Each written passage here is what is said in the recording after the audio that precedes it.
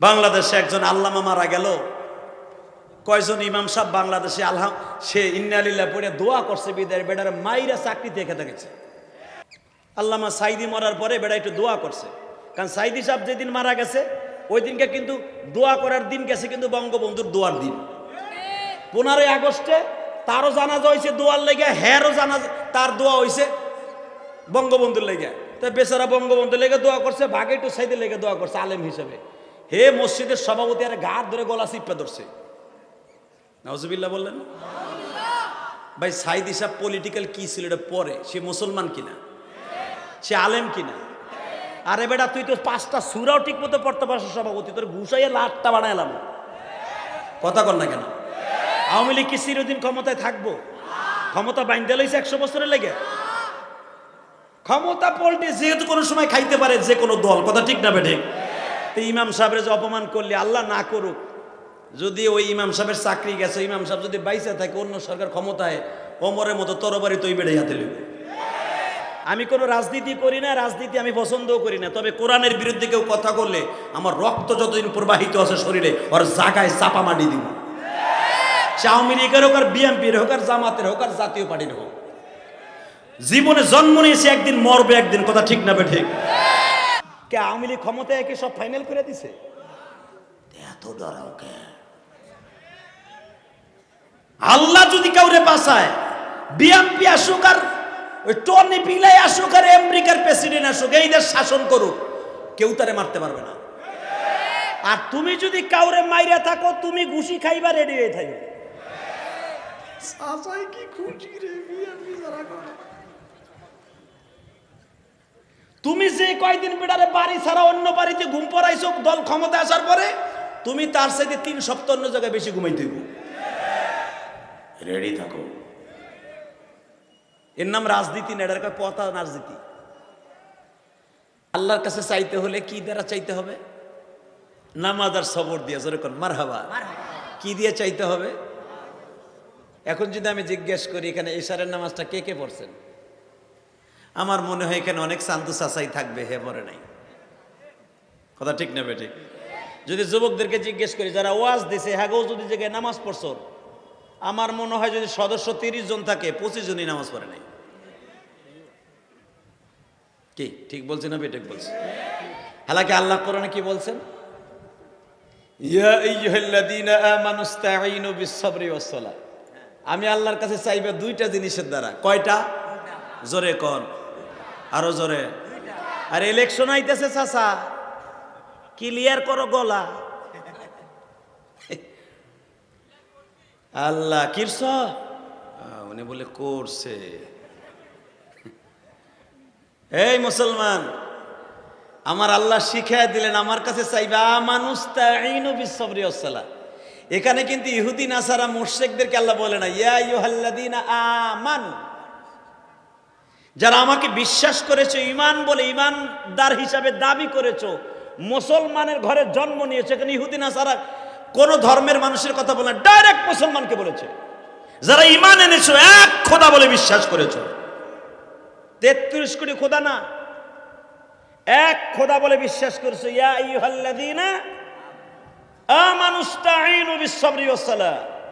ঈমানদারেরা আমার কাছে চাইবেন নামাজ আর সবরের দ্বারা। 1 নম্বরে আমার কাছে নামাজের দ্বারা চাইবা। নামাজের দ্বারা যখন আপনি তার কাছে সেজদাটা লাগাই দেবেন, আপনি জীবনে কি চান, সেজদা দিতে দেরি আছে, আপনার সব কবুল হতে দেরি হবে না। আল্লাহু আকবার জোরে বলেন তো দেখি। আরো জোরে বলতে হবে, আরো জোরে বলতে হবে মুসলমানের পোলা। নামাজের দ্বারা সব পাওয়া যায় কি যায় না? জোরে বলেন না। যায়। মক্কার ভিতরে আমার নবীর বিরুদ্ধে বিশাল বড় একটা ষড়যন্ত্র হইল, তখনও কিন্তু নামাজ ফরজ হয় নাই।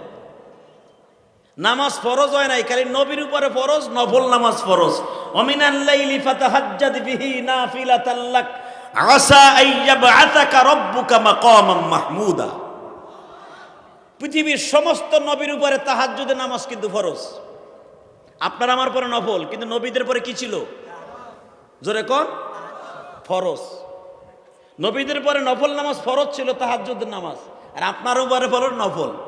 পড়লে সওয়াব আছে, না পড়লে গুনাহ নাই, কিন্তু নবীদের উপরে বাধ্যতামূলক পড়া ফরজ ছিল। তো আমার নবী শুনতে পাইলেন এই যে গত মাসে যে চলে গেল, আরবিতে মাসটার নাম কি গেছে? মারহাবা, 30 জনে জানে আর বাকিরা জানেই না, খালি আগস্ট জানে, কারণ ওই যে বঙ্গবন্ধুর সিন্নি খাওয়াইছে ওইটা জানে, কন্দা কেন খিচুড়ি খাওয়াইছে ওইটা জানে যে আগস্টে খিচুড়ি খাইতে পারবো। এই মুসলমানের বলা, বঙ্গবন্ধু তো আমার দেশের সন্তান, আমার কলিজার টুকরা দেশের সন্তান, আমার গোপালগঞ্জের সন্তান, হুব্বুল ওয়াক্তি মিনাল ঈমান। আপনি যেরকম বগুড়াকে ভালোবাসেন আপনার জানের চাইতে বেশি, আর এটা ভালোবাসা সুন্নাত, আমার বিশ্বনবী বলেছে আমি আমার গোপালগঞ্জকে কলিজার চাইতে বেশি ভালোবাসি, কারণ আমি ওই জায়গায় জন্ম নিয়েছি। আমার নবী যেরকম মক্কাকে জীবনের চাইতে বেশি ভালোবাসতেন, নিজের দেশকে, নিজের মাতৃভূমিকে ভালোবাসা, নবী বলেছেন এটা আমি নবী তোমার জন্য ফরজ করে দিয়ে গেলাম। এই জন্যই তো মুক্তিযোদ্ধারা আমার এই বাংলাদেশকে স্বাধীন করেছে, নিজের বিবিকে বিধবা করে, সন্তানকে এতিম করে, ওই হাদিসের দিকে তাকাই এই দেশকে স্বাধীন করেছে মুক্তিযোদ্ধারা নিজের দেশকে ভালোবাসতে যায়। আল্লাহু আকবার জোরে বলতে পারলেন না? এই আপনাকে মন খারাপ, তাহলে আর 20 মিনিট কথা বলবো। আল্লাহু আকবার বলেন তো দেখি। আমার আওয়াজ দিবেন, আমি খুশি হব, আমার মালিকও খুশি হবে। আল্লাহু আকবার শব্দের মানে কি? আল্লাহ মহান, আল্লাহ বড়। আপনি তো কন নাই চেয়ারম্যান বড়, এ কথা কইছেন, আপনি কারে কইছেন? এই চেয়ারম্যানের চেয়ারম্যান, প্রধানমন্ত্রী প্রেসিডেন্টের প্রেসিডেন্ট। দুনিয়া সবাই বেজার হইলো, যদি একজন খুশি হয় সারা দুনিয়া আপনার জন্য ফরজ হয়ে যাবে। ই যাহা চিজ হ্যায় লৌহ কলম তেরে লিয়ে হে।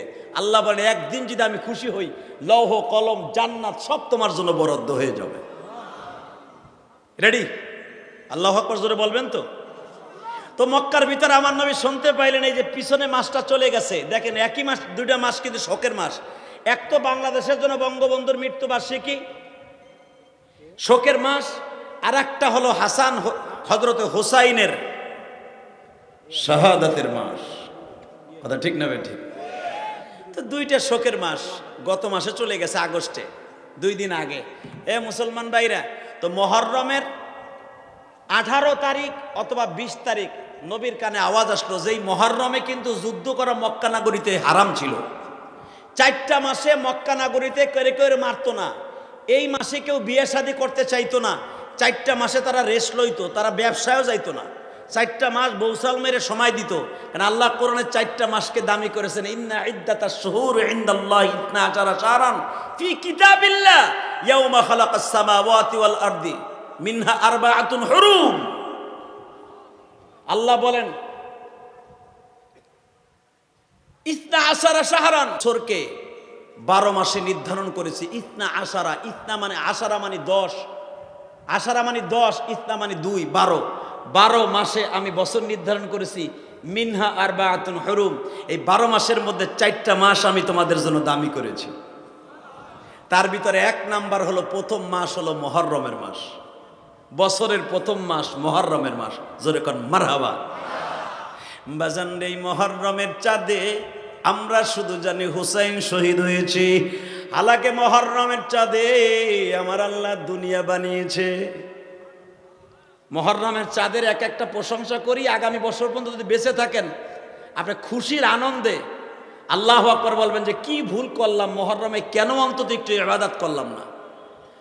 আল্লাহ রসুল বলেন আসিয়ামু বাদার রমাদান শাহরুল্লাহিল মুহররম। আল্লাহ 11টা মাসকে অন্য মানুষের নামে নাম রাখছে, আর একটা মাসকে আল্লাহর মাস বলেছে, সেই মাসটা হলো শাহরুল্লাহিল মুহররম। মুহররমের চাঁদ হলো আল্লাহর মাস। তাহলে বুঝেন এই মাসটা কত দামি মাস। এই মাসে সবচাইতে আমার নবীর জীবনে একটা ট্রেজেডি ঘটনা ঘটে গেছে, যেটা আমি এখন আপনাদের সামনে উপস্থাপন করব এই আয়াতের আলোকে।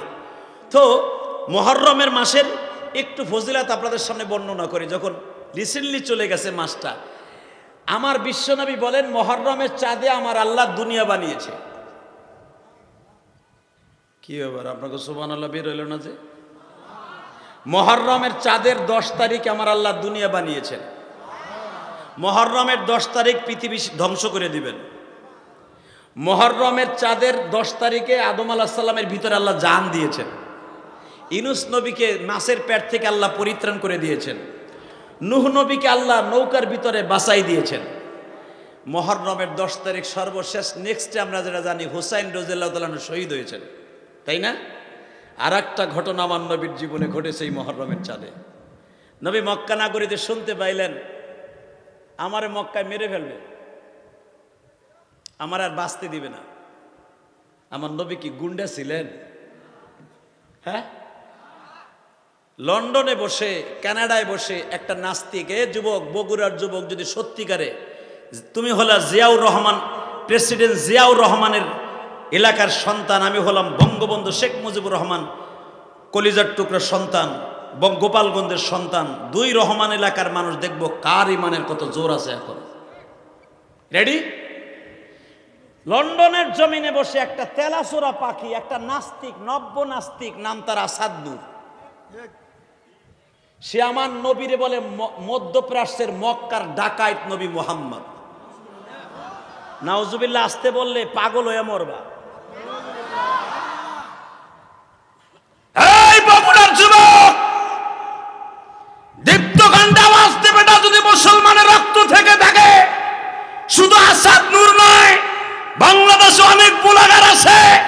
আসাদ নূরের খালতু ভাই, মামাতু ভাই, বিশ্বনবীকে তারা এখনো ডাকাইত বলে, চরিত্রহীন বলে গালি দেয়। যার চরিত্রের গ্রান্টে আল্লাহ কোরআনে কারিমে ভাবে দিয়েছে, ওয়া ইন্নাকা লাআলা খুলুকিন আযীম। আমার এই চরিত্রবান নবীকে যদি কেউ ডাকাইত বলে, চরিত্রহীন বলে, ওরে জায়গায় পুঁতে ফেলবো, জায়গায় মার্ডার করবো। কাকে রাজি আছো? আল্লাহকে দুই হাত তুলে দেখায় দাও।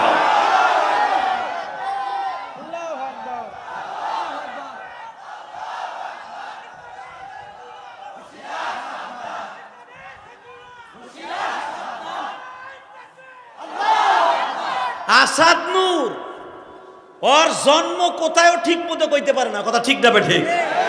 ও বরিশালে অজপাড়াগায় জন্ম নিয়েছে এই নাস্তিক। আমি একখানা আয়াত পড়েছি, ওয়া ইন্নাকা লাআলা খুলুকিন আযীম। স্রষ্টার সৃষ্টিজীবের মধ্যে সবচাইতে উৎকৃষ্টতম চরিত্রের অধিকারী আমার বিশ্বনবী, যার চরিত্রের গ্রান্টে আল্লাহ দিয়েছে। এই চেয়ারম্যানের চরিত্রের গ্রান্টে আল্লাহ দেন নাই। আমি ইলিয়াসুর রহমান জেহাদির চরিত্রের গ্রান্টে আল্লাহ দেন নাই। পৃথিবীর কোন নবীর চরিত্রের গ্রান্টে তার কিতাবে এইভাবে দেয় নাই। অনলি ওয়ান, একজন মানুষের চরিত্রের গ্রান্টে আল্লাহ দিয়েছেন, তাকে বলে মক্কার ডাকাত, তাকে বলে চরিত্রহীন। আবার নবী বলে তার আপন ফুফাতো বোনের সাথে পরকিয়া করেছে।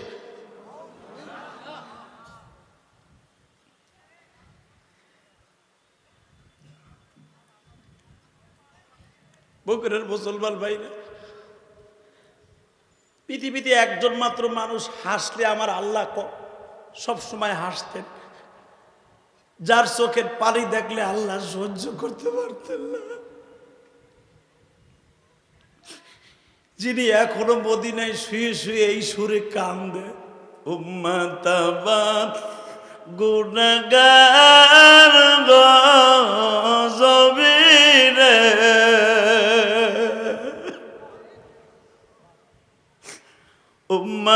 উম্মতের মাফ করে দাও মওলা। বেজান রে, আমার নবীর কথা শুনিয়া যদি কারো চোখে এক ফোঁটা পানি আসে, হে বগুড়ার ভাইরা,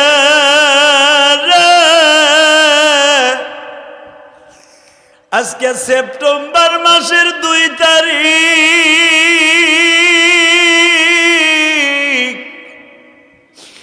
এই সেপ্টেম্বরের 2 তারিখ হাজার হাজার মুসলমান এই তীব্র গরমের মধ্যে যদি চোখের পানি ফেলাইয়া কান্দর, বলো মালিক রে,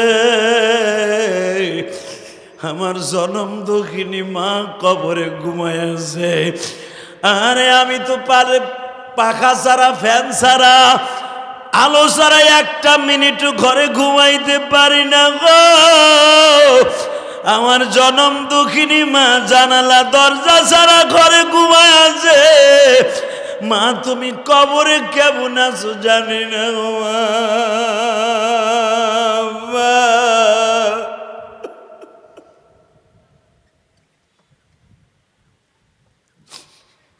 বেজান আমি ইলিয়াসুর রহমান জেহাদি 12 বছর বয়সে মা হারাইছি।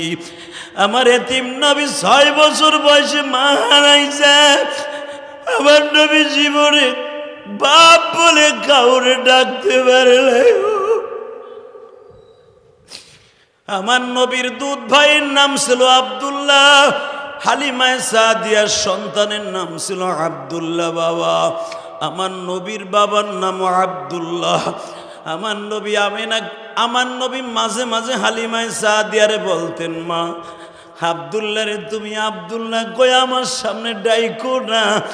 আব্দুল্লাহ কয়ে ডাক দিলে আমার বাবার কথা মনে পড়ে যায়। আরে আমার নবী বাবা মায়ের কত পাগল ছিল বগুড়ার যুবক ভাইরা রে। আমি তোমাদের 2টা পাও ধরে বলে দিয়ে যাই, কাদের মা বাবা কবরে ঘুমিয়ে আছে আমি জানি না। কার মা বাবার কবরে জাহান্নামের আগুন ধাউ ধাউ করে জ্বলতেছে আমি জানি না। শুধু এতটুকু জানি রে ভাই, তোমার চোখের পানির খাতিরে এখন মা বাবার কবর আযাব মাফ হয়ে যাবে। আমার নবীর এতিম নবীর কথা শুনিয়া যদি এখন তোমার চোখে পানি আসে, আমার নবীর রওজার থেকে তোমার মা বাবার কবরের সাথে একটা রাস্তা হয়ে যাবে। আল্লাহু আকবার জোরে বলতে পারেন না? এই চেয়ারম্যান সাহেব চলে যায়, আবার আসেন। আল্লাহু আকবার জোরে বলতে পারেন না? এ বাজান, যার চরিত্রের গ্যারান্টি আল্লাহ দিয়েছে, আমার ওই নবীরে আমি দল যেটা মনে চায় সেটা করবো। আওয়ামী লীগ করি, বিএনপি করি, জামাত ইসলাম করি, জাতীয় পার্টি করি, যেটা মনে চায় সেটা করবো। এটা আমার ব্যক্তিগত মত আর পথ। কিন্তু আমার নবীর এনে কেউ গালি দিলে ওর জাগায় পুঁতে ফেলবো। এ বগুড়ার ছেলে যদি সত্যিকারে মুসলমানের রক্ত থেকে থাকে, আওয়াজ দাও তীব্র কণ্ঠে, ওরে জাগায় পুঁতে ফেলবো, ওরে মার্ডার করে ফাঁসির মঞ্চে ঝুলবো। কে কে রাজি আছো? আর একবার আল্লাহকে 2 হাত তুলে দেখায় দাও।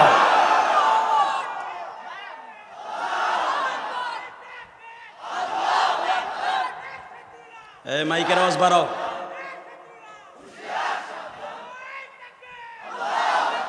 মাইকের আওয়াজ বাড়াও, টন ব্যাস বাড়াও, বাস্টার বাড়াও, একসাথে বলতে হবে। বাজান, আমার নবীর সিগনেচার ছাড়া দুনিয়ার কোনো নবীও জান্নাতে যেতে পারবে না। I come challenge. শুধু আমার দিকে বলবেন, তাকায় বলবেন, সব মেনে নিব। আমার নবীর চরিত্র নিয়ে কেউ কথা বললে এটা মেনে নিব না। বঙ্গবন্ধু শেখ মুজিবুর রহমানের একটা গালি দিলে তার 14 গোষ্ঠী শুদ্ধ উদ্ধার করে ফেলে আমার শাশুড়ি শেখ হাসিনা। বরঞ্চ সে বিএনপির হোক আর তার দলের হোক, যেই দলেরই হোক, আওয়ামী লীগের একটা পাত্তি নেতার এলাকায় যদি বঙ্গবন্ধুরে কেউ একটা গালি দেয়, গালি তো দূরের কথা, বঙ্গবন্ধুর ছবির পোস্টার দিয়ে যদি কেউ অপমান করে, তার 14 গোষ্ঠী শুদ্ধা পিঠ মরল দিয়ে বাইন্দা থানায় ঢুকায়। কথা কন না কেন? বঙ্গবন্ধুর চাইতে আমার নবীর কদর কম না? জিয়াউর রহমানের চাইতে আমার নবীর দাম কম? ওরে বল্টুর ভু বল্টুরে, আমার দিকে তাকায় বলো, দুনিয়া সব মেনে নিব। আমার নবীর ইজ্জতে কেউ আক্রমণ করলে আওয়ামী লীগ করি, বিএনপি করি, নামাজ পড়ি বা না পড়ি পরের ব্যাপার, কিন্তু নবীরে গালি দিল ওরা দুনিয়া বাঁচায় রাখবো না। রেডি? রেডি? আল্লাহু আকবার জোরে বলো তো দেখি। কষ্ট হইতেছে, আর ওয়াজ করবো 15 মিনিট। তবে একটা কথায় আপনাদের কথা শুনবে, একটা শর্তে, যে উঠবে ওর লুঙ্গি টেনে ধরবেন। আমি ইলিয়াসুর রহমান জিহাদি কি প্রতিদিন আসবো? এত কষ্ট করে আসছি বাবা, অনেক কষ্ট করে আসছি বাবা। এই গরমের ভিতরে আপনার যেরকম অশান্তি লাগে, আমারও তো একটু কষ্ট লাগছে, লাগছে না? সেই বেলা 11টায় বাসার থেকে বের হয়েছি, এখানে মাগরিবের নামাজ পড়ছি। রাস্তাঘাট জাম থাকলে বুঝেন তো ঢাকার থেকে আসা কত কষ্ট। আবার মাহফিল শেষে চলে যাব ঢাকায়। আগামীকালকে সে কিশোরগঞ্জ মাহফিল, প্রেসিডেন্টের এলাকায়। এক প্রেসিডেন্ট এলাকায় আজকে, কালকে আবার আর এক প্রেসিডেন্টের এলাকায়। একবারে জিল্লুর রহমানের বাড়ির সাথে আমার মাহফিল, আমার আর হাফিজুর রহমান সিদ্দিকীর একই মাহফিল, একই মঞ্চে। জোরে কোন মারহাবা। আপনার গোসাইতে অন্তত 10 গুণ লোক হবে এই মঞ্চে কালকা। কেন হাফিজুর রহমান সিদ্দিকের, ইলিয়াস রহমান জিয়াদি যেখানে, বুঝেন তো, আমার আপ্যায়নে যদি আপনারা এই কজন লোক এসে থাকেন, হাফিজুর রহমান সিদ্দিকী থাকলে আরো বেশি পারবে। ঠিক না ঠিক? তাহলে যদি দুই বক্তা এক জায়গায় থাকে, তাহলে বুঝেন আমার কিছু আর কিছু দুইটা মিলে কত হইতে পারে। অতএব আমি আপনাদের খেদমতে আরজ করতে চাই, বেশি রাত করবো না, শুধু আমার দিকে তাকাবেন, যে উঠতে চাইবে ওরা টাইনে ধরবেন। রেডি?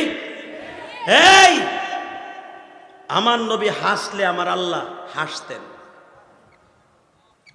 আমার নবী কষ্ট পাইয়া কাঁদলে, কারো কথায়, কারো মাইরে, ব্যবহারে আমার আল্লাহর মুখটা বেজার করে থাকতেন। আজকে যেই নাস্তিক, নব্য নাস্তিক আসাদ নূর আর লোপা, ম্যাডাম লোপা, সে বলে নবী মুহাম্মদ তার ফুফাতো বোনের সাথে পরকিয়া করছে। নবী মুহাম্মদ ছিল একটা চরিত্রহীন। আমি আসাদ নূরে বলেছি, আবার ওই এতগুলা মিডিয়ার সামনে আমি আবার চ্যালেঞ্জ করছি নব্য নাস্তিককে, তুই বাহিরে বসে আমার নবীর গালি দেশ কে? যদি মায়ের স্তনের দুধ খায়া থাকস, বাংলার জমিনে আয়।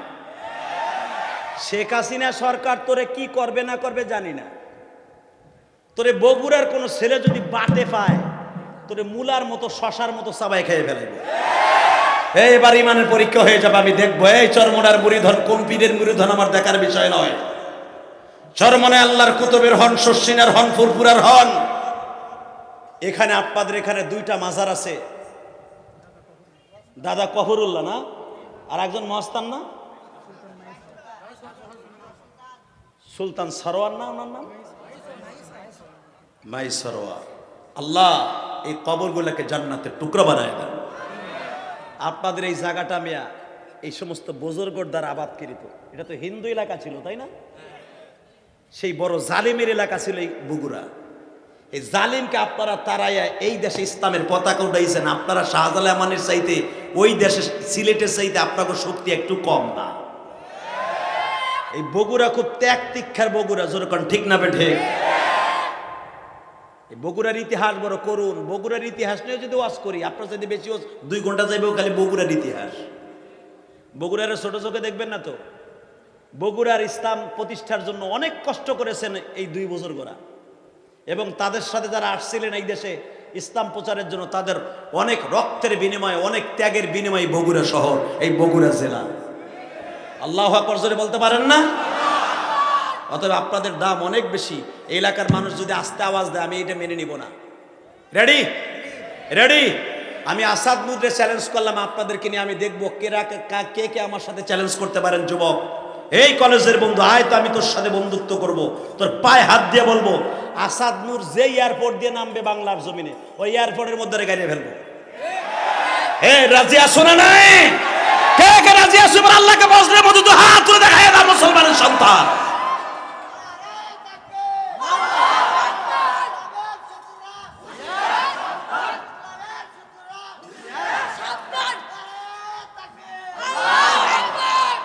আল্লাহ এই হাতগুলোকে আপনি কবুল করেন, বিশ্বনবীর জন্য কবুল করেন।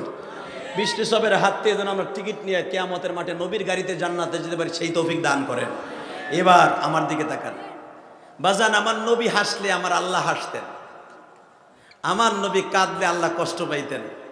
এই নবীকে হঠাৎ করে দেখা যাইতেছে মুহররমের 20 বা 21 তারিখ মক্কা নগরীতে ডিক্লার হয়ে গেল মুহাম্মদরে মাইরে ফেলবো। নাউজুবিল্লাহ বললেন না?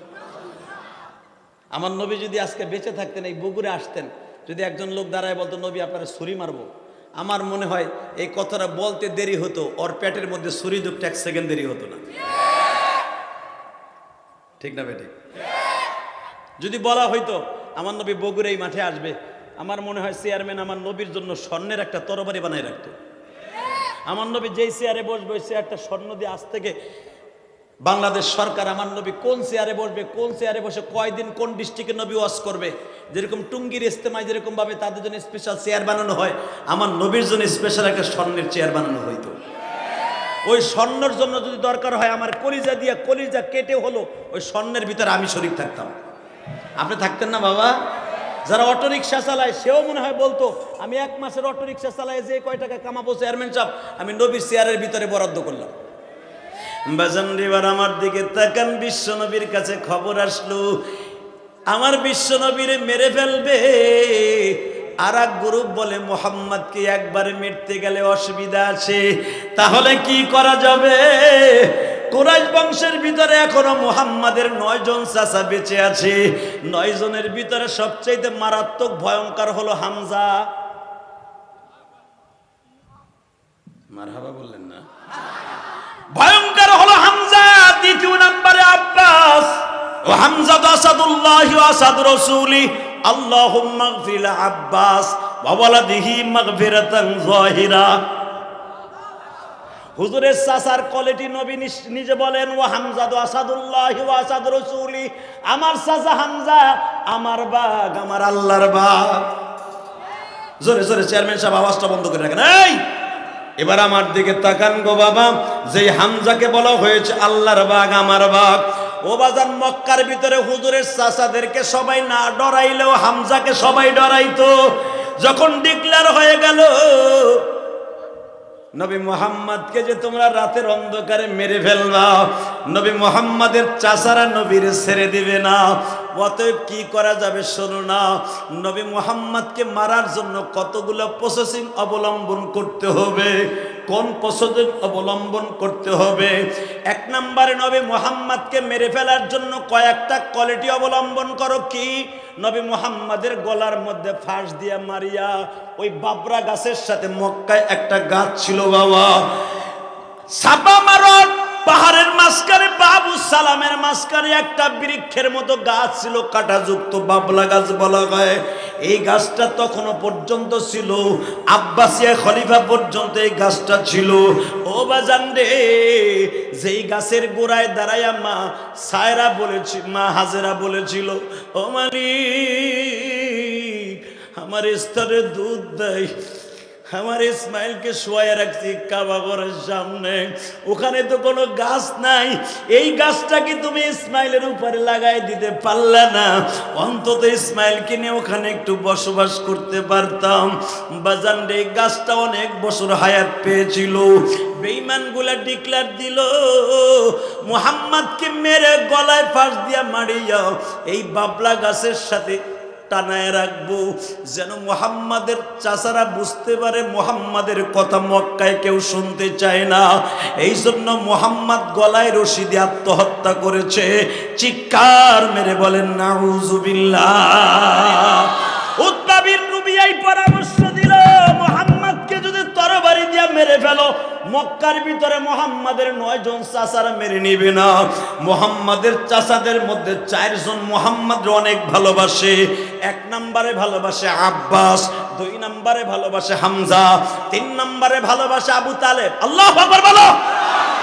4 নম্বরে হুজুরের আর একজন চাচা ভালোবাসতেন, তার নাম হলো হারেস। কি নাম?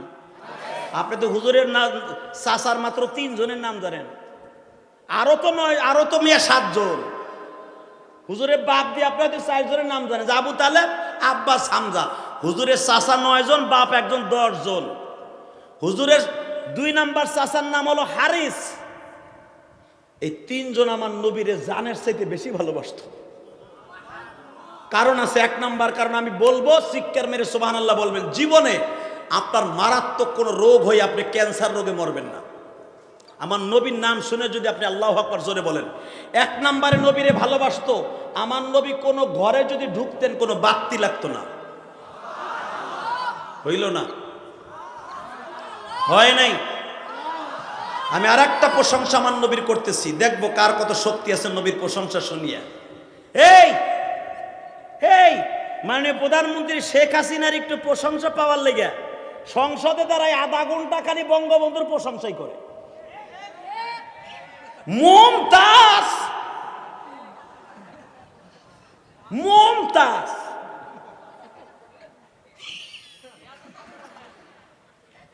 হেও আধা ঘন্টা গান গায় প্রধানমন্ত্রী প্রশংসা নেওয়ার লেগে। এখন আবার কয়েকদিন আগে 15ই আগস্টে দেখলাম সে এক বক্তৃতায় কয়, যদি ভুল কর্মে কোনোদিন বিএনপি আর জামাত আইসা যায় আমরা তো আর বাঁচতে পারবো না।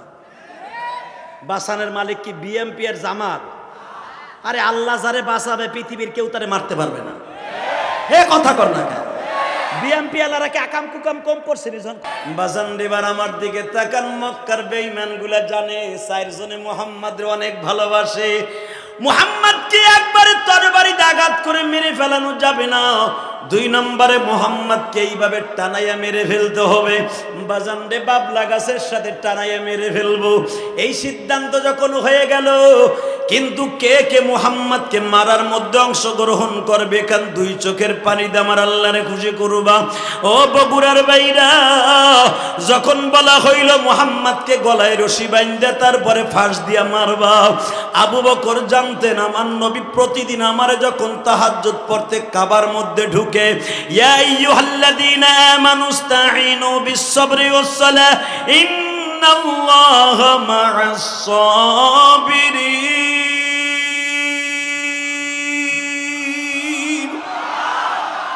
আমার নবী রাতের অন্ধকারে কাবা ঘরের সামনে দাঁড়ায় দাঁড়ায় সেজদার দ্বারা চায়। আমি জানি, আমি আবু বকর প্রতিদিন নবীর বডিগার্ড হিসাবে নবীর পিছনে দাঁড়ায় নামাজ পড়ি, দেখি আমার নবীর পিছনের দিকে কেউ আঘাত করে কিনা গো।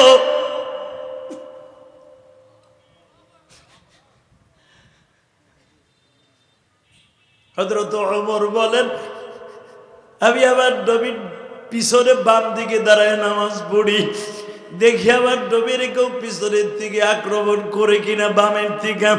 উসমান বলে বলে আমি আমার নবীর পিছনে বাম দিকে ডান দিকে নয় সোজা দাঁড়ায় থাকি, আমার নবীর কেউ আক্রমণ করে কিনা। হযরত আলী যুবক মানুষ বলেন, কারণ আলী তো 10 বছর বয়সে ইসলাম কবুল করছে। আলীর বয়স মাত্র তখন বাজান 16 থেকে 17 বছর। আলী মনে মনে ভাবে আমি আমার নবীর কাবা ঘরের উল্টা দিকে থাকবো, আমার নবী যদি কাবা ঘরের দরজার সামনে দাঁড়ায়, আমি কাবা ঘরের ওই পাশে রুকনে আমিনে দাঁড়াবো। ইব্রাহিম নবীর সময় দরজা যেই পাশে ছিল, আমি ওই পাশে দাঁড়ায় নবীরে পাহারা দিব। বাজার সাহাবীরা নবীর জন্য জীবন দিছে, আমরা নবীরে পাই নাই গো। আমরা আলিম উলামা পাইছি, আলেমদের বিশাল আলেমদের সম্মান যদি কেউ অপমানজনক কথা বলে, নবীরে পাই নাই। আলেমদেরকে নিয়ে যদি কেউ আলেমের ইজ্জতের পরে আক্রমণ করে, ওরা সাতুল আম্বিয়া হিসাবে ওরা 2 টুকরা বানায় হেলাবো। আল উলামা ওয়ারাসাতুল আম্বিয়া, নবীরে পাই নাই, ওয়ারেস নবীর ওয়ারেস পাইছি। নবী বলেছে, মান আকরামা আলিমান কাআন্নামা আকরামানি, জালেমকে সম্মান করলে সে আমি নবীরে সম্মান করলো। এটা আমার বাবার বানানো কথা নয়। আলেমকে সম্মান করবি, যে করবি ওর সাথে আমার কোনো আপোষ থাকবে না। কথা বলেন না কেন? আজকে আবু বকরও নাই, ওমরও নাই, ওসমানও নাই, ওরা তাকে বাকে রয়েছে। কবে এই 4 জন না থাকে?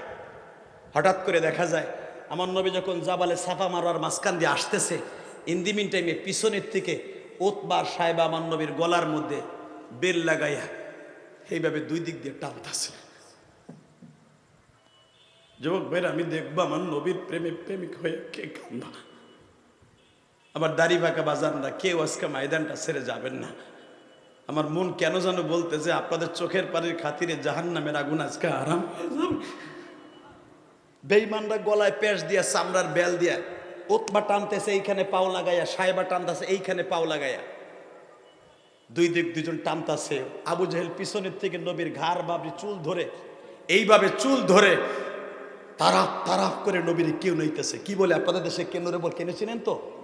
হ্যাঁ, এইভাবে এইভাবে এটা দিয়া ঘুষি বলে না কেন বলে, কেন মারে? এই আমার বিশ্ব নবীর পিঠের উপরে কেন মারতেছে?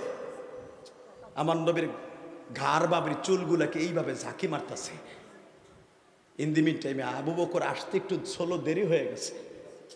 বাজান রে, আবু বকর দেখে 10 থেকে 12 জন মানুষ একটা মানুষকে মারতাছে।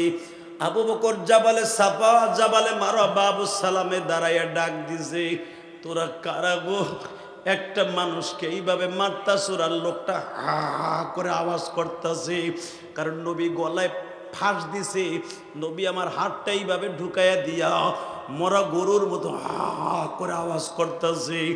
ও বাজান, আমি আপনাদের দুটা পাও ধরে বলে দিয়ে যাই গো, যখন টানতাছে নবী আমার তো বাঁচার জন্য, সেফ থাকার জন্য তো একটু চেষ্টা করব। বাঁচানের মালিককে এ বাজারের দিকে তাকান আর কান্দে। আবু বকর যখন ডাক দেয়া বলে, তোমরা কারা গো, এইভাবে মানুষটাকে মারতাছো? আবু বকরের আওয়াজ শুনিয়া বাজান ওমর দৌড়ায় আসছে, আসিয়া দেখে বাবা একটা মানুষকে মারতাছে। বেঈমানগুলাই দুইজনের আওয়াজ শুনিয়ে ছেড়ে দিছে। নবী আমার গলায় হাত দিয়ে এইভাবে কাঁদতাছে আর বলতাছে, আবু বকর রে, ও আবু বকর, জীবনটা আমার শেষ হয়ে যাইতো, আর একটু দেরি করলে রে আবু বকর।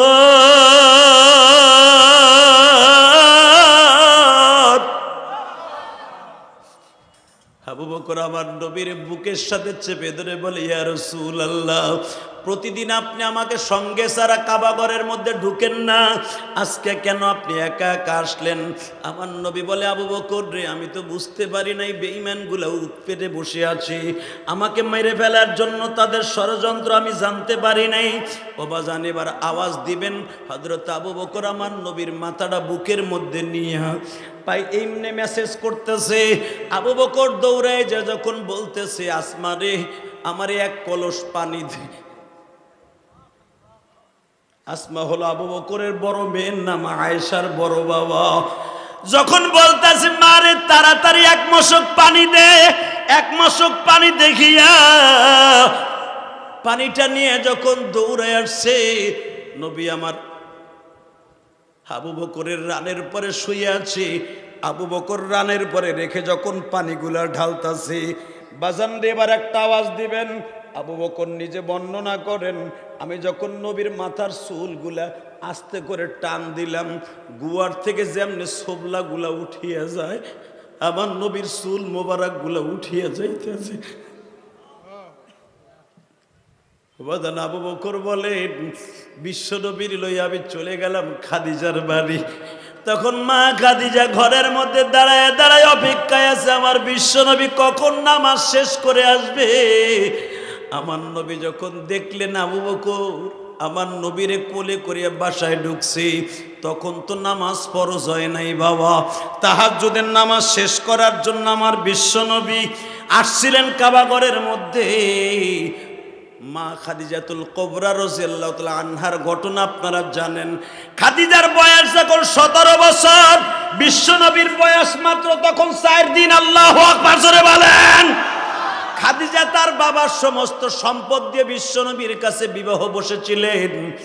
বাজান, আমি শুধু আপনাদের দুইটা পাও ধরে বলবো, যেই মহিলাটা তার জীবনের সব কিছু বিনিময়ে একটা মানুষকে ভালোবেসেছে, ওই মানুষটা যদি দেখতেছে মাথার চুলগুলা আউলা জাউলা, ঘরের মধ্যে ঢুকতেছে নবীর নাকটা ফাটা, নবীর ঠোঁটটা ফাটা, বেঈমানগুলা নবীর নাকে মুখে এমনভাবে মেরে ফাটায় দিছে, মা খাদিজা দেখে পাগল হয়ে গেছে গো।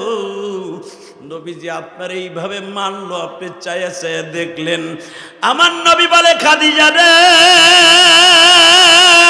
খাদিজা, আমারে যখন বেঈমানগুলা মারে, জিব্রাইল আমার পিছনে দাঁড়াইয়া ছিল। জিব্রাইল বারবার বলেছিল, নবীজি একবার শুধু অর্ডার দেন, বেঈমানগুলারে শেষ করে ফেলবো। ও খাদিজা, আমি পারমিশন দিলে বেঈমানের বাড়িটা ধ্বংস হয়ে যাইতো। ও আমার কলিজার টুকরা বাইরে, শুধু আমি আপনাদের দুইটা পাও ধরে বলে দিতে চাই, আমার নবীরে যদি জিব্রাইল সাহায্য করার জন্য পিছনে দাঁড়ায় থাকতে পারে, আমার নবীর ইজ্জতকে জমিনে টিকাই রাখতে যায় যদি জীবন দিতে হয়, জীবন দিতে রাজি আছি না নাই? রাজি আছি না নাই? যদি বগুড়ার জীবনে শুনতে পাই কোনদিন কোন নাস্তিক আমার নবীকে গালি দিয়েছে, সে যেখানে বসেই হোক, যেই দলেরই হোক, ওর সাথে আমার কোনো আপোষ থাকতে পারে না। কাকে রাজি আছো? দু হাত তুলে আমার আল্লাহকে দেখায় দাও।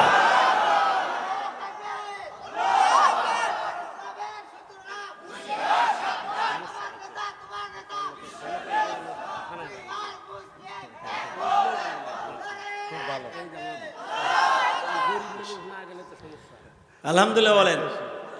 আপনাদের কষ্ট হইতেছে? আমি চেয়ারম্যান ভাইয়ের জন্য দোয়া করি। আমি দোয়া করি, গত কয়েকদিন আগে এক চেয়ারম্যান সাহেব, আমি একটা মসজিদ করেছি আমার মায়ের নামে 4 কোটি টাকা খরচ করে, আলহামদুলিল্লাহ বলেন। মুন্সিগঞ্জের এক চেয়ারম্যান গত কয়েকদিন আগে মাহফিলে গেছি, কষ্ট হইতেছে আপনাদের? আপনারা 3 জন লোক যায় না, এই যে ভাই হ্যাঁ রে স্যান্ডেল লেলে জায়গা এখন মোনাজাত করে চেয়ারম্যানও যাও গা, আমিও যাই, আল্লাহুম্মা আমিন। হাত তোলেন, ওই যে চাচা ধরে লাইছে, আর চিন্তা নাই। তাহলে আমি না কইছিলাম একটু টাইনে টুইনে ধরতে। তো এক চেয়ারম্যান গত কয়েকদিন আগে, আলহামদুলিল্লাহ বলেন, আলহামদুলিল্লাহ বলেন। সব চেয়ারম্যান একরকম না ভাই, সব চেয়ারম্যানের এক খেলা নিয়েন না। চেয়ারম্যান সাহেব ওই মসজিদে এরকম যেরকম আপনাদের চেয়ারম্যান আজকে 10,000 টাকা দিয়েছে এই মসজিদে, আলহামদুলিল্লাহ বলেন। আবার 1 লাখ টাকা, আর 1 লক্ষ টাকা সরকারিভাবে হোক যেভাবে হোক আমার ভাই দিবে, আলহামদুলিল্লাহ বলতে পারলেন না? আল্লাহ চেয়ারম্যান সাহেবের হায়াত লম্বা করেন, জোরে কেন আমিন। ঠিক ওরকম মুন্সিগঞ্জের চেয়ারম্যান ওই মাহফিলে 10,000 টাকা দিয়ে হেজাইব সবার আগে নিয়ত করছিল। ওয়াজ শুনে সে মায়ের ভক্ত, মা মারা গেছে, মায়ের ওয়াজ শুনে আর যায় নাই। তো হঠাৎ করে থানার থেকে একটা ফোন আসছে, চলে যেতে হবে। উনি শুনছে যে আমি আমার মায়ের নামে একটা মসজিদ করছি, উনি আমার মসজিদে 2,000 টাকা দিয়া আর ওই মসজিদে 10,000 টাকা দিয়ে বিদায় নিচ্ছে। আমি চেয়ারম্যানের কাছে কিচ্ছু চাই না, উনি 10,000 টাকা দিয়েছে, আমি খুশি। এই মসজিদে 1 লক্ষ টাকা দেবে ওয়াদা করছে, আল্লাহ যেন দেওয়ার তৌফিক দেয়, জোরে কোনা আমিন। চেয়ারম্যান সাহেবের হঠাৎ করে একটা ফোন আসছে একটা লোকের, হসপিটালে এখন চলে যেতে হবে। উনি চলে যাক, আমি সদর ওনারে বিদায় দিলাম। কিন্তু একটা কথা, আপনাকেও বিদায় দিছি, অল্প সময়ের ভিতরে আপনাদের বিদায় দেবো, কিন্তু আমার সাথে একটা আওয়াজ দিয়ে বলেন, এই জমিনের মালিককে আল্লাহ। আমার ভাই আপনিও যাবেন কেন? কি এই যে আপনি যাবেন কি লেগে? এমপি ডাকছে, আমার ভাই কত দিছে? নারায় থাকবেন। আমার ভাই 2,000 টাকা দিছে, আল্লাহ ওনারও চেয়ারম্যান বানায় দেন। 8,000 টাকা পরে দেব, আল্লাহ কবুল করে, জোরে করে আমিন। না এটা বলতে অনেক সময় লাগবে, এখন আগে কইতা। ভাই আমার দিকে তাকান, এই জমিনের মালিককে শুধু আমার সাথে একটা কথা বলবেন, এই জমিনের মালিক যদি আল্লাহ হয়, এই আল্লাহকে একটা শপথ করে বলতে চাই, পৃথিবীতে দেখবেন সবচেয়ে বড় হলো আল্লাহ মহান, আল্লাহু আকবার। এই আল্লাহু আকবার অনেকে বলে এটা পাকিস্তানের আওয়াজ, বলে না? যে এটা বলবে এটা পাকিস্তানের আওয়াজ, ওর কান কোন ফাটাই ফেলবো। রাজি আছেন না নাই? আল্লাহু আকবার জোরে বলেন তো। আমি আপনাদের সামনে বাকি একটা কথা বলে, যুবক আল্লাহ আমার ভাইদের কবুল করুক, জোরে কেন আমিন। আপনাদের সামনে 2টা পায়ে হাত দিয়ে বলবো ভাই, বাকি ওয়াজ আমি আপনাদের করব, শুধু আমার সাথে একটা আওয়াজ দিয়ে বলবেন। আমার কাছে একটা রিকোয়েস্ট করছে, হুজুর চাঁদপুরের একটা ঘটনা আছে লঞ্চের, আমি আপনাদের সামনে উপস্থাপন করব। পৃথিবীতে অনেক ওয়াজ শুনছেন, আমার একটা ওয়াজ এত ভাইরাল হয়েছে যেটা বাস্তব ঘটনা, কোরআন হাদিসের কথা না, কিন্তু বাস্তব ঘটনা, যেটা শুনলে চোখে পানি আসে। আমি মাত্র 2 মিনিট আপনাদের কাছ থেকে চেয়ে নিলাম। এই মসজিদের জন্য একটা ব্যাগ যাবে আপনার সামনে, এই ব্যাগের ভিতরে 100, 200, 500, 10, 20, 1000, 2000 টাকা আপনি ব্যাগের ভিতরে দিবেন। আমি আপনার 2টা পাও ধরছি, একটা লোক উঠবেন না। পায়ে হাত দিয়ে বললাম, একটা লোক উঠবেন না, আমি পাও ধরছি। মুসাফির ভাইরা আমি পায়ে হাত দিয়ে বলছি, উঠবেন না, একটা লোক উঠবেন না। ব্যাগের মধ্যে আপনি দিবেন, বাকি ওয়াজ না শুনে মোনাজাত না করে কেউ যাবেন না। আমার ওঠার কথা ছিল 9:30। যুবক ভাই, আমি মুসাফির পাও ধরার পরে যদি তুমি উঠে যাও, আমি তোমার বিরুদ্ধে রব্বে কারিমের কাছে এমন বর দোয়া করমু, আমি কষ্ট পাইলে আমি দোয়া করে যাব। মাত্র 2টা মিনিটের ভিতরে যুবক দেও না ভাই, তোমার মায়ের জন্য, বাবার জন্য 100, 200, 500, 10, 20, 50। আল্লাহ তুমি দেখো মহিলা প্যান্ডেলে কোন মা দিবে 100 আর 200, 500, কোন মা দিয়ে দিবে একটা নাকফুলকে দিয়ে দিবে কানের দুল, ওই ব্যাগের মধ্যে দিয়ে দেন গো মা। মা খাদিজা যদি তার জীবনের সব কিছু দিয়ে দিতে পারে নবীরে ভালোবাসিয়া। যুবক ভাই তাড়াতাড়ি ব্যাগটা একটু ঘুরিয়ে দাও। আমি আমার মা বোনদের প্যান্ডেলে বলবো, মা আপনারাও ব্যাগটা ঘুরিয়ে দেন না। আজকে 11:30 উপরে বাজে গো মা, প্রাণ খুলে দোয়া করে গেলাম গো মা, একটা লোক উঠবেন না মা। ব্যাগের মধ্যে যে যা পারেন দিয়ে দেন, খুব দ্রুত মাত্র 5টা মিনিট। আল্লাহ তুমি তাকায়া দেখো, কে জানো মায়ের জন্য, বাবার জন্য 100, 200, 500, 10, 20, 1000, 2000 টাকা ব্যাগের মধ্যে দিয়ে যায়। আল্লাহ তুমি কবুল করে নেও না, এদের জীবনটা সুন্দর করে দাও না, এদের বাবা মাকে তুমি মাফ করে দাও না। আল্লাহ এদের লেখাপড়ায় বরকত দেন, অনেক ছেলের লেখাপড়ায় বরকত দেন আল্লাহ। অনেকের পরীক্ষার সামনে, এসএসসি পরীক্ষা চলতেছে, এইচএসসি পরীক্ষার সামনে আসবে। আল্লাহ যারা সন্তানের নিয়াত করে এসএসসি এইচএসসি পাশ করার জন্য টাকা দিয়ে দিল তোমার ঘরে, এদের ভালো রেজাল্ট করার তৌফিক দান করো আল্লাহ। এদের সন্তানগুলো ভাই এই ওয়াদা দিচ্ছেন কেউ যাবেন না, আল্লাহ কবুল করেন, জোরে কান আমিন। টাকাগুলা উঠাই থাকলে খুব দ্রুত প্যান্ডেলে পৌঁছাই দিবে ব্যাগগুলি। আল্লাহ সবাই আপনি ভালো রাখেন, সুস্থ রাখেন, জোরে কোন আমিন। একটু জিকির করেন তো, লা ইলাহা লা ইলাহা। আল্লাহ কবুল করেন, জোরে কোন আমিন। আমি আপনাদের সামনে একটা তাকবীর দেব, দেখি তো তাকবীরের আওয়াজ কত হয়। লিল্লাহি তাকবীর, নারায়ে তাকবীর, আল কোরআনের আলো, লিল্লাহি তাকবীর, আল কোরআনের আলো। দুনিয়ার মুসলিম, দুনিয়ার মুসলিম, কোরআন হাদিস যেখানে, লিল্লাহি তাকবীর। আল্লাহ আওয়াজটা কবুল করেন, যেরকম আমিন। বাজান, তাহলে মাথা নত করবো কার সামনে? না বেঈমানের সামনে? আর একটা মানুষের সামনে মাথাটাকে নত করব, মানে মা বাবার পায়ের নিচে মাথা নত করে দিয়ে শুয়ে পড়বো তা না, মা বাবার খেদমত করব।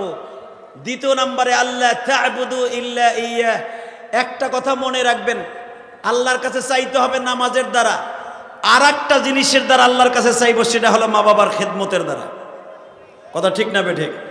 আজকে যুব সমাজ এমন হয়ে গেছে, মা বাবারে ভালোবাসা তো দূরের কথা, মা বাবারে দুনিয়ার থেকে ভালোবাসতে যাইয়া খতম করে দিতে পারলে রাজি হয়ে যায়। এমনকি মা বাবাকে আজকে পাগলা গারদে রেখে আসে, মা বাবাকে আজকে রেখে আসে বাবা সেই বৃদ্ধাশ্রমে। কোনোদিন মা বাবার বৈধ সন্তান মা বাবাকে বৃদ্ধাশ্রমে রাখতে পারে না। কথা ঠিক না বেঠিক?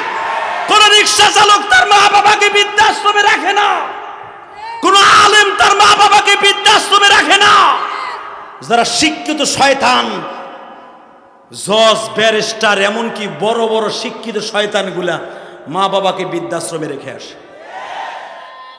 আমি একটা বৃদ্ধাশ্রম ভিজিট করতে গিয়েছিলাম করোনার পরে। কষ্ট হইতেছে আপনাদের? অল্প সময়ের ভিতরে বিদায় নেব। বনানীর একটা বৃদ্ধাশ্রম আমি ভিজিট করার জন্য গিয়েছিলাম। আল্লাহর বান্দার নাম ছিল কারামত আলী। আমার অনেক কষ্ট লাগছে বাবা। একটা বৃদ্ধা মার কাছে গেলাম, মায়ের সামনের কয়েকটা দাঁত নাই, আমি দেখতেছি সামনের দাঁত নাই, দাঁতগুলা লড়তাছে। ওই বৃদ্ধাশ্রমের কারামাতে জিজ্ঞেস করে, মা আমি কি আপনারে খাওন দেই না? হ বাবা। জিজ্ঞেস করেছে, মা আপনারে কি আমি কাপড় চোপড় দেই না? হ্যাঁ দেন। মা একটা কথা বলি, আপনার সবচাইতে বড় চাওনা কি আছে মা মরার আগে? মা বলতেছে, আমার ছেলেটা যদি একবার আমারে বাসায় নিয়ে আমার নাতি পোতার সাথে এক লোকমা ভাত খাওয়াইতো।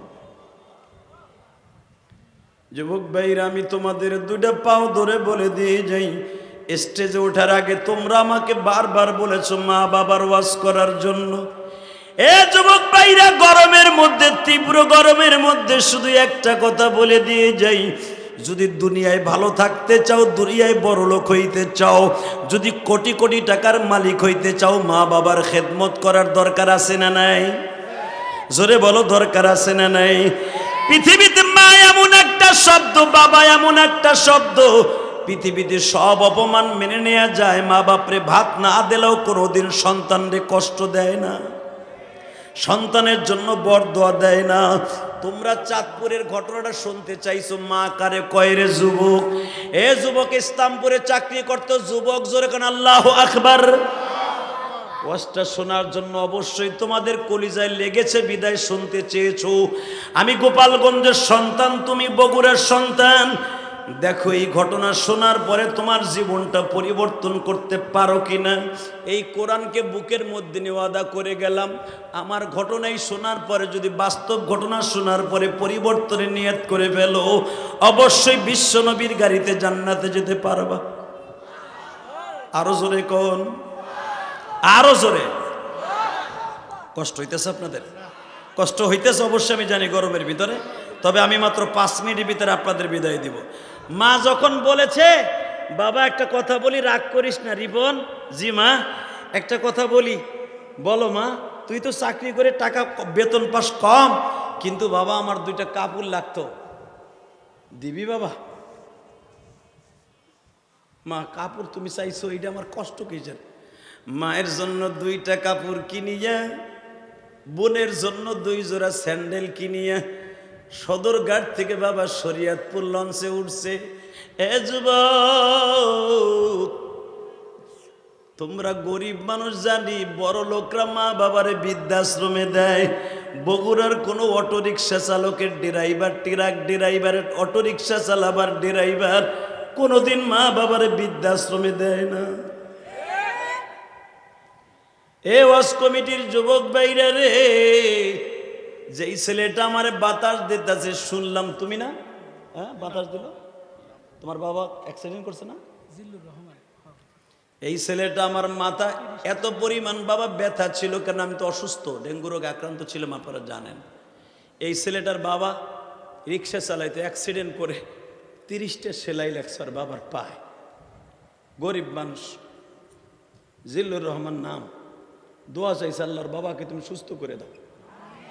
কোনো বড় লোক তার বাবা বললে দোয়া চাইল না, গরিব ছেলেটা দোয়া চাইছে তার বাবার জন্য। আমি দোয়া করি আর বাবার জন্য আল্লাহ আপনি সুস্থ বানাই দেন। বাবা আমার নবী বলেছে, মান আল্লাহুম্মা হিনি মিসকিনা ওয়া আমতনি মিসকিনা ওয়াহশুরনি ফি জুমরাতিল মাসাকিন। আল্লাহ তুমি আমারে গরিব অবস্থায় রাখবা, আল্লাহ মৃত্যু গরিব অবস্থায় দিবা, আল্লাহ গরিবদের সাথে আমারে হাসর করবা। কারণ গরিবরা ধনীদের চাইতে 500 বছর আগে জান্নাতে যাবে। আল্লাহু আকবার জোরে বলতে পারেন না মিয়া? এই ওয়াজের প্যান্ডেলের মধ্যে দেখবেন ধনী কয়টা আছে আর গরিব কয়জন আছে। ধনীরা যদি ওয়াজে আসছিল দেখবেন মাঝখানে গরমের গুতায় উঠে গেছে গা। আমার গরিব বাবাজির একজন ওঠে নাই, কারণ রোজে মাহশারে গরমের ভিতরে আপনারা আল্লাহ বসায় রাখবেন আর জান্নাতের ভিতরে পাকা দিয়ে বাতাস দিবে। এই জন্যই আপনি বসে আছেন, কারণ এটা জান্নাতের বাগান। আল্লাহু আকবার জোরে বলেন তো দেই। আমার দিকে তাকান তো, মা যখন রেডি হয়ে বলে বাবা 2টা কাপড় আনবি, 2টা কাপড় কিনে বোনের জন্য 2টা স্যান্ডেল কিনে নিয়ে রিপন উঠছে চাঁদপুরের লঞ্চে, শরীয়তপুর ডিলাক্সে উঠা নিচের ড্যাগের মধ্যে বসে আছে। ইন টাইমে ইঞ্জিনের পাশে বসছে। বাস্তব ঘটনা আপনাদের জানা আছে, ওই লঞ্চের ভিতরে প্রায় 400-র মতো যাত্রী ছিল, মাত্র 32 থেকে 33 জন যাত্রী বেঁচে ছিল, আপনাদের জানা আছে। ঐতিহাসিক ঘটনা। এই যুবকটা যখন ইঞ্জিনের কাছে বসছে, বৈশা মায়েরে ফোন দিছে, মা, ও মা, কি বাবা তুই আসতে আসছ না? হ্যাঁ মা আমি আসতেছি। মা নদীর মধ্যে ঝড় উঠছে, মা চাঁদপুরের ঠোঁটায় আছি। ভালো কথা বাবা, কি হয়েছে তুই কাঁপতাছিস কে? টেলিফোনে কাঁপা কাঁপা আওয়াজ শোনা যায়। মা গো নদীর মধ্যে ঝড় উঠছে গো মা, মনে হয় লঞ্চটা বাঁচবে না মা, লঞ্চটা ডুবিয়ে যাবে। এ যুবক ভাইরে, তোমরা যখন ঢাকায় যাইতা, যখন যমুনা সেতু হয় নাই, লঞ্চে পার হইতেন না বাবা। আপনার মা যদি শুনতো যমুনা নদীতে ঢেউ উঠছে, ঝড় ছেড়েছে, লঞ্চটা ডুবে যাবে, আপনার মা এই গ্রামের থেকে বাজার দৌড়াইয়া কোথায় যাবে কাউরে কিছু বলতো না। শরীয়তপুর সখীপুরের লঞ্চে বাবা যখন উঠছে, চাঁদপুরের কাছে যাইবার পরেই যখন 3 মোহনার নদীতে বাবা ঝড় উঠে গেছে, যুবক ফোন দিয়ে বলে, মা মা লঞ্চটা মনে হয় ডুবে যাবে। যুবকের মা বলতেছে, বাবা তুমি কোন নদীতে আসো শুধু একবার আমার কাছে বলো জাদু।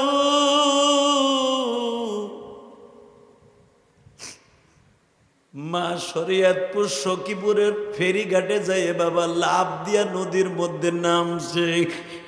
ওই মহল্লার মানুষগুলা বলে, আপনার সন্তান মারা যাচ্ছে, কোথায় লঞ্চে, আর আপনি এইখানে কেন লাফ দিয়ে পানির মধ্যে নামছেন? মানুষের টানিয়া উঠানের পরে বলে, আমার একটু লয়া চলো না, আমার জাদু কোন জায়গায় ঢুকতেছে। এ যুবক ভাইরে, আমি ইলিয়াসুর রহমান জিহাদি 12 বছর বয়সে মা হারাইছি। মা আমি জানি এই পৃথিবীতে মা কি জিনিস গো। মায়ের কষ্ট বুকি নিয়ে আমার আলেম ভাইরা, আমি আলেম হয়েছি। স্কুল কলেজে যেই বন্ধুরা লেখাপড়া করো গো ভাই, বই খাতা নিয়ে যখন কলেজে রওনা দাও, স্কুলে রওনা দাও, সাইকেলটা বাইসাইকেলটা নিয়ে মার চেহারার দিকে তাকাইয়া বলে যাইবা, মা যাইতাছি, দোয়া করিও। মার দোয়া নিয়ে যদি স্কুল কলেজে যাও, কোনোদিন তুমি বিপদগামী হইবে না। ও যুবক ভাইরা রে, পরীক্ষার হলে যাইবার আগে মার কাছ থেকে দোয়া নিয়ে যাইও। যেই সন্তান মা বাবার কাছ থেকে দোয়া নিয়ে পরীক্ষার হলে যাবে, হোক কোনোদিন ফেল করবে না বাবা। আমি ইলিয়াসুর রহমান জিহাদি যখন কামেল পরীক্ষা দিলাম গো বাবা, গৌহারডাঙ্গা মাদ্রাসায় দাওরা হাদিস পরীক্ষা দিলাম গো বাবা। সব ছাত্র ভাইরা মা বাবার কাছে বলতে যায়, আমার তো মা নাই, আমি কার কাছে বলতে যাব। আমি যখন আমার বাবার কাছে বলতে গেছি, আব্বা দোয়া কইরে লেখাপড়া শেষ করার পরীক্ষা দিচ্ছি, আমার বাবা বলে, আমার কাছে বললা জনম দুঃখিনী মায়ের কবরের কাছে দাঁড়াইয়া বলিয়া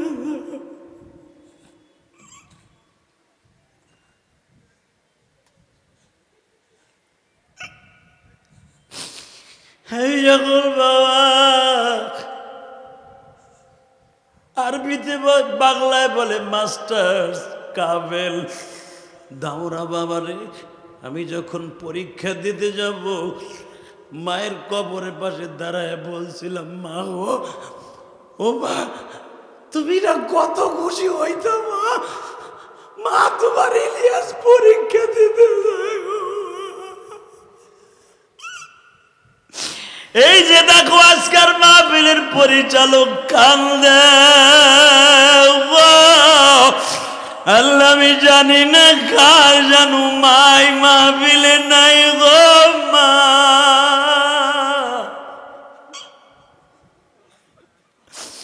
কার জানু জনম দুঃখ মিয়া বাবা না। আল্লাহ দেখো কেমনে কান্দে যুবক ভাইরা রে। আয় তোরে বুকের মধ্যে জড়াই ধরে একটা চুমা দিয়া যায়। তুই বগুড়ার সন্তান, আমি গোপালগঞ্জের সন্তান। আমার মতো মা হারাইয়া রাস্তায় রাস্তায় ঘুরো, কে জানু বাপ হারাইয়া বাজারে বাজারে ঘুরো আর বলো, হুজুর আমার বাবা তো পাইছে নাই গো।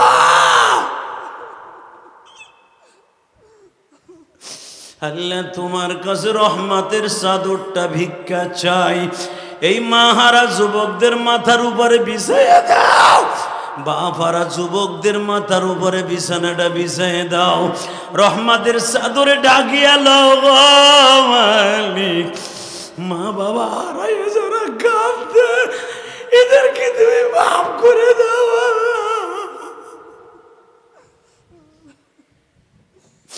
আল্লাহ তোমার কাছে একটা রহমতের চাদর চাই গো। আমার নবী 6 বছর বয়সে মা হারাইয়া সারাটা জীবন মক্কায় থাকাকালীন মাদানী জিন্দেগিতে নবী এত কাঁদা কেঁদেছে। বাজান কেন তুমি কাঁদবা না? এবার শুধু চিল্লাবার কানবা। যখন লঞ্চটা ডুবে যাবে, বারবার ফোন দিয়ে কয়, মা গো মা, লঞ্চটা এখনই ডুবে যাবে মা। মা লাফায় আর দৌড়ায় আর বলে, আমার জাদুর একবার একটু চেহারাটা দেখা। লঞ্চটা ডুবার 1 মিনিট আগে বলে, মা লঞ্চে পানি উঠে গেছে মা, এখনই ডুবে যাবে, তুমি আমারে মাফ করে দিও মা, আমারে মাফ করে দিও মা। আব্বারে বইল মাফ করে দিতে মা, আমি তোমার জন্য কাপড় কিনে নিয়ে আসছিলাম মা, পড়াইতে পারলাম না। ছোট্ট বোনটার জন্য 2টা স্যান্ডেল কিনে নিয়ে আসছিলাম, পড়াইতে পারলাম না। যুবক ভাই এখন চিল্লাবার কানবা। আমি জানি না এরকম জীবনী কার আছে গো। যুবক ভাই তোমরা জানো, যখন লাশগুলারে লঞ্চের তলদেশ থেকে র্যাব ভাইরা, আর্মি ভাইরা উঠাইয়া তার পকেটের মধ্যে একটা চিরকুট পেয়েছিল, ঠিকানাটা পেয়ে যখন শরীয়তপুর সখীপুর লাশটা নিয়ে গেল, হ্যাঁ যুবক ভাইরা, এই যুবকটা পানি খাইয়া 60 দিনের মধ্যে বাবা মরা গরুর মতো ফুলিয়ে গেছে। এই যুবককে যখন আর্মিরা কাফনের কাপড় পরাইয়া মায়ের কাছে নিয়ে গেছে গো, 60 দিনের লাশটা এমন পচা পচছে, যুবক বাইরে কোন রকম ভাবে গন্ধে যাওয়া যায় না লাশের কাছে। লাশের সামনে যখন আর্মি বাইরে খাট বাসের পরে উঠাইয়া এইভাবে যখন লাশটাকে মার সামনে লয়ে গেছে, এখন চিল্লাবার কালবা মার সামনে যখন লাশটা লয়ে গেছে, বাজান দুর্গন্ধে কোনো যুবক কোন এলাকার মানুষ যাইতে পারে না, কিন্তু সবার নাকে গন্ধ আসলেও মায়ের নাকে গন্ধ নাই। একটা দৌড় দিয়া পলা পচা লাশের কাছে মা কাফনের কাপড়টা টান দিয়া সরাইয়া মায়ের ঠোঁটটা পচা ঠোঁটের সাথে লাগাইয়া বলে, বাবা, ও বাবা, বাবা। মায়ের জন্য কাপড় কিনে নিয়ে আসছিলাম, মায়ের কাপড় পরিধান করাইবার আগে তুমি নিজে সাদা কাপড় পরে কেন ঘুমিয়েছো বাবা? ওই যুবকের পচা ঠোঁটের গোশতগুলা মায়ের ঠোঁটে লাগছে। ওই যে বাবা একটা চিৎকার দিছে গো বাবা, আজীবনের জন্য মায়ের ম্যাড হয়ে গেছে, পাগল হয়ে গেছে। আমি ওই ছেলেটার দাফনের 21 দিন পরে আমি যখন শরীয়তপুর সখীপুর গেলাম বাবা, যে দেখি আমার ওই মাটা লঞ্চ ঘাটে দাঁড়াইয়া ল্যাংটা হইয়া নাচতাছে। আমি জিজ্ঞেস করলাম, এই মেয়েটার, এই মহিলাটার তো কম বয়স, সেইখানে দাঁড়াইয়া কি বলে বাবা, তুই কই গেলি, কই গেলি, কি কয়? তখন ওই ওয়াজ কমিটির এই সাইজের যুবকগুলা বলে, হুজুর 21 দিন আগে যেই ছেলেটার লাশ ভাইরাল হয়েছিল, এই যে সেই মহিলার ভাইয়ের মা। বহুত ডাক্তার দেখাইছে হুজুর, ডাক্তার বলছে চিরদিনের জন্য মা পাগল হয়ে গেছে। হে বগুড়ার যুবক ভাইরা রে, যেই মা সন্তানের লাশ দেখে চিরদিনের তরে পাগল হয়ে যায়, ওই মায়েরে কোনোদিন কষ্ট দিস না। আমি জানি মার কি কষ্ট রে ভাই। আমি 4 কোটি টাকা খরচ করে মসজিদ করছি, শুধু আমার মা বলেছিল, আমার 12 বছর বয়সী ইলিয়াস যে তুই টাকার মালিক হইলে একটা মসজিদ বানাইস। বাইরে আপনাকে ওয়াজের হাদিয়া দিয়ে একটা মসজিদ বানাইছি, 4 কোটি টাকা খরচ করে দেখে আসবেন কেরানীগঞ্জ। আমি এখানে মাহফিলে আসার পরে যখন আমি আসতেছিলাম, একটা ছেলে আমার হাতের মধ্যে 100 টাকা হাদিয়া দিয়া বলে, হুজুর আমি জানি আপনি মসজিদ করতেছেন, হুজুর আমি এই ওয়াজ কমিটির লোক না, আমি পাশের মহল্লার মানুষ, হুজুর আমি আপনার মায়ের মসজিদে 100 টাকা দিলাম। আলহামদুলিল্লাহ বলতে পারলেন না? আল্লাহু আকবার জোরে বলেন তো। যুবক ভাইরা, আমি যদি পারি আমার মায়ের মসজিদ করার জন্য মায়ের একটা অর্ডার পালন করতে যাইয়া যদি আমার জীবনের সব কিছু দিয়ে দিতে পারি, তোর পাও দুইটা ধরে বলছি, তোর কিছু দিতে হবে না, তুই শুধু একটা ওয়াদা দে, মায়ের চেহারার দিকে তাকাইয়া কোনোদিন কড়া মেজাজে তাকাবি না। রাজি আসো ভাই? বাবার দিকে তাকাইয়া কখনো কড়া মেজাজে তাকাবা না, বাবার দিকে মিষ্টি নজরে তাকাবা, মায়ের দিকে মিষ্টি নজরে তাকাবা। রাজি আছেন না নাই? কে কে রাজি আছেন দেখে আল্লাহকে হাত তুলে দেখান তো ভাই, কে কে রাজি আছেন? আল্লাহ তুমি দেখো আমার এই যুবক ভাইদেরকে কবুল করে নিও। নামান হাত।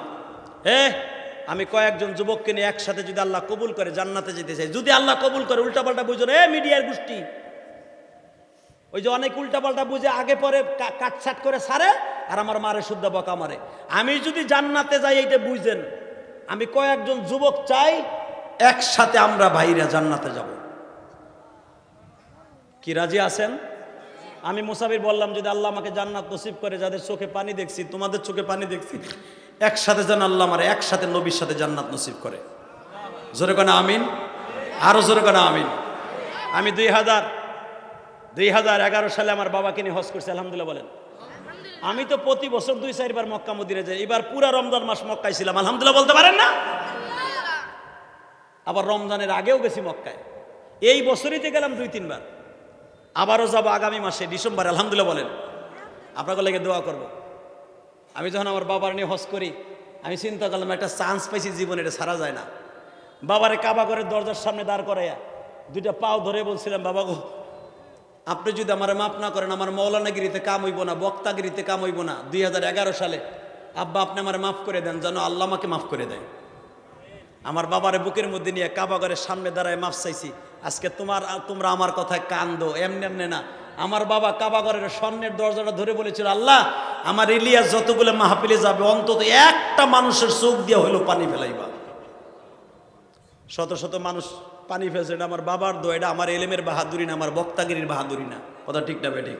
হ্যাঁ যুবক, তুমি যদি জীবনে সুন্দর রেজাল্ট করতে চাও, তোমার জীবনে ভালো চাকরি পাইতে চাও, কোটি কোটি টাকার মালিক হইতে চাও, মাত্র 1 মিনিট টাইম দিব। 1 মিনিটের ভিতরে আমি কয়েকটা বন্ধু চাই যাদের বাবা এই মাঠের মধ্যে আছে। ওই যুবকগুলো দাঁড়াও তো, কার কার বাবা আছে এই মাঠের মধ্যে? দাঁড়াও তো, কাদের কাদের বাবা আছে এই মাঠের মধ্যে? তারা দাঁড়াও। এই মাঠে বসে আছে বাবা, তারা দাঁড়াবেন। যাগো বাবা বাসায় আছে তারা না, যাদের বাবাই মাঠের মধ্যে বসা আছে, আপনি জানেন যে আমার বাবাই মাঠে বসে আছে, সেই যুবকগুলো দাঁড়াই থাকো। দাঁড়াও, দাঁড়াও। এই ওয়াজ কমিটির যুবক, তোর বাবারা নাই? দাঁড়া, সব দাঁড়া। যারা এখানে আছেন, যাদের বাবাই মাঠে আছে, তারা দাঁড়ান। ওই ছেলেটা দাঁড়াই দাঁড়ায় কান্দে, দেখেন। এই যে ছেলেগুলা দাঁড়াইছে, বাপগুলা দাঁড়ান তো, বাবাগুলা দাঁড়ান। আপনি দেখতেছেন আপনার ছেলে দাঁড়াইছে, বাপগুলা দাঁড়াইতে বলছি, বাবাগুলা দাঁড়ান, বাবাগুলা দাঁড়াও। জান্নাতের খেলা খেলবো এখন। কে কইছে তোমারে মাফ করবেন? আমি কোরআন শরীফ ধরে বলে গেলাম, তোমার আব্বা যদি আজকে মাফ করে দেয় যুবক, তোরে আল্লাহ মাফ করে দেবে আজকে। আমি বলে গেলাম মাফ করে দেবে। আমি বলার সাথে পাগলের মতো দৌড় দিবি, বিদ্যুতের মতো দৌড় দিয়া বাবারে বুকের মধ্যে সাইপা ধরে খালি চিল্লাবি আর বলবি, আব্বা তুমি মাফ না করলে বলে আমার কোনো গুনাহ আল্লাহ মাফ করবে না, আমার কোনো নামাজ রোজা কবুল হবে না, হজ যাকাত কবুল হবে না। আমি ধনী হইতে চাই, আমি টাকার মালিক হইতে চাই, আমি চাকরি চাই। আব্বা তুমি এই রাত 12টার সময় তুমি আমার জন্য দোয়া করবা, তুমি আমার মাফ করে দেবা। তোমার আব্বা যদি মাফ করে দেয়, আমি বললাম পৃথিবীর কোনো পীর সাহেবের দোয়া লাগবে না, তোমার বাবাই বড় পীর।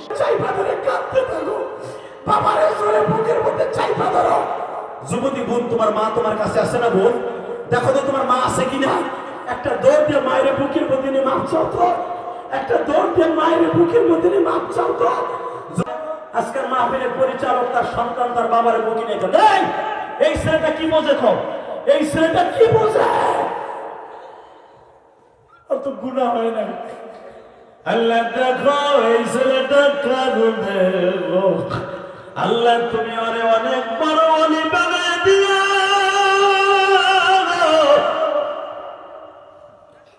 আল্লাহ খাবারে বরকত দিয়ে দিও। আল্লাহ অনেক যুবক মাহফিলের মাঝখানে বাবারে বুকে নিয়ে চিল্লায় কান্দে।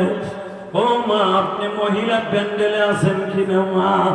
মা আপনি আপনার বোনকে জড়াই ধরে কান্দেন। যদি মা না থাকে, মা না থাকলে শাশুড়ের জড়াই ধরে কান্দেন গো মা। সারিসটা যুবক, বাপরে সারিসটা, জান্নাতটা বাবার কাছ থেকে কিনে না, দেখ তোর বাবা তোর মাফ করে দেয় কি। সহ্য করতে পারে না গো মা।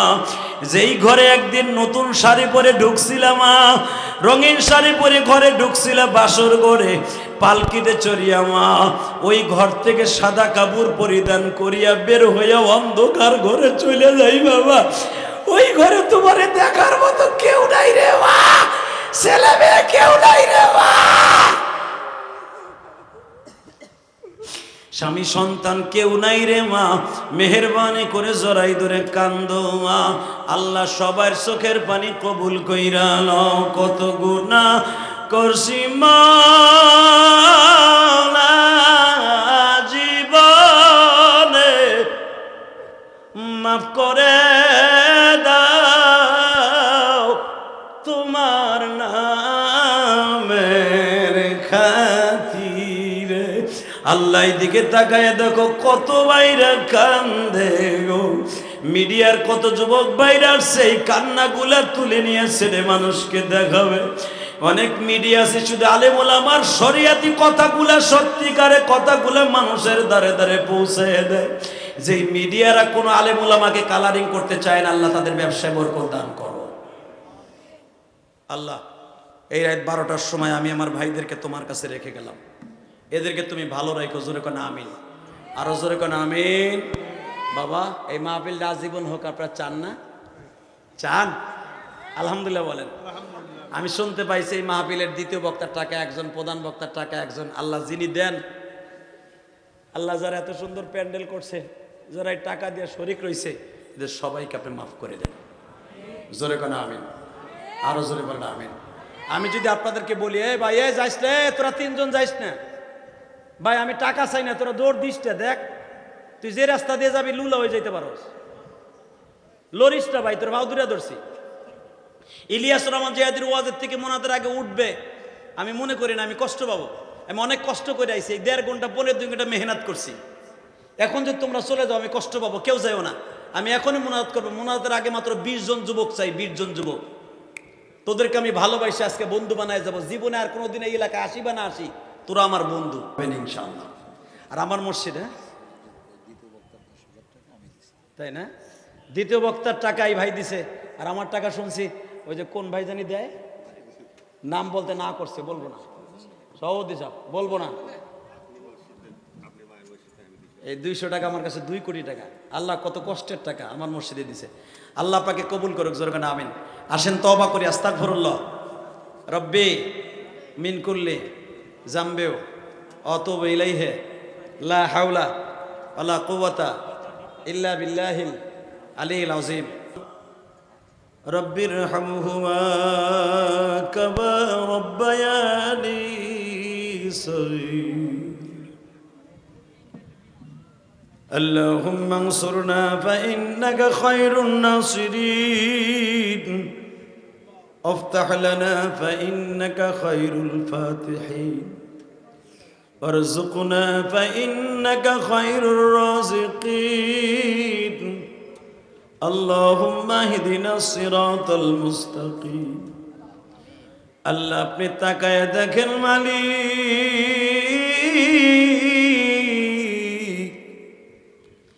রাত এখন 12টার বেশি বাজে গো আল্লাহ।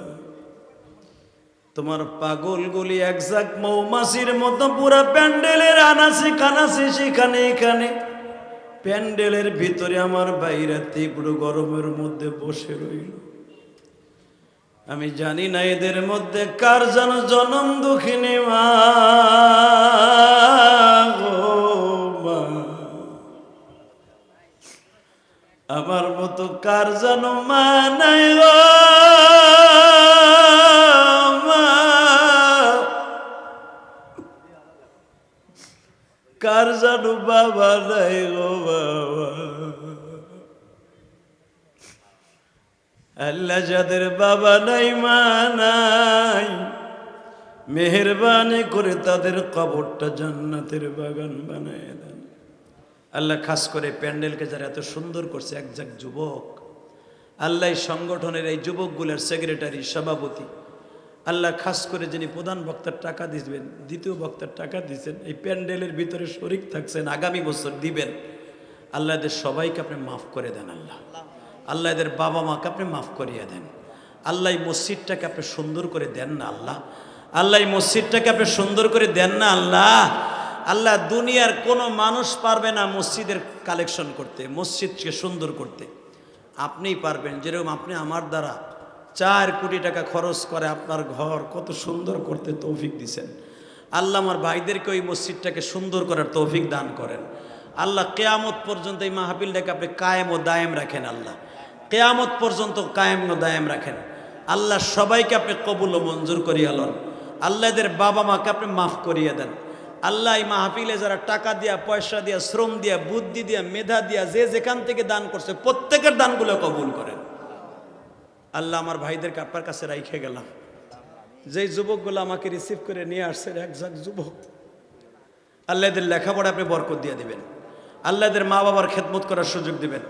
এই যুবকগুলাকে আগামী বছর এর চাইতে বড় মাহফিল উপহার দেওয়ার তৌফিক দান করে দিবেন আল্লাহ। এই মাহফিলে আমি এবছর আসলাম, আর কোনোদিন আসবো কিনা জানি না, তবে কিয়ামতের মাঠে আবার দেখা হয়ে যাবে আল্লাহ। এই মাহফিলের সভাপতি, প্রধান অতিথি, বিশেষ অতিথি বৃন্দ আল্লাহ, যিনি বক্তার টাকা দিবেন, যিনি আজকে খাওয়ান, যার বাড়ি খাওয়ান খেয়েছি আল্লাহ, ওই বাসায় আপনি বরকত দান করে দেন। আমি যেই বাসায় খাবার খাইছি ওই বাসায় বরকত দিয়ে দেন। আপনার যেই বান্দি আমাকে এত কষ্ট করে খাবার পাক করে খাওয়াইছে, আপনার ওই বান্দিকে কবুল করে নেন আল্লাহ। অনেক যুবক আমার খেদমত করেছে, একটা যুবক আমাকে হাদিয়া দিয়েছে আল্লাহ।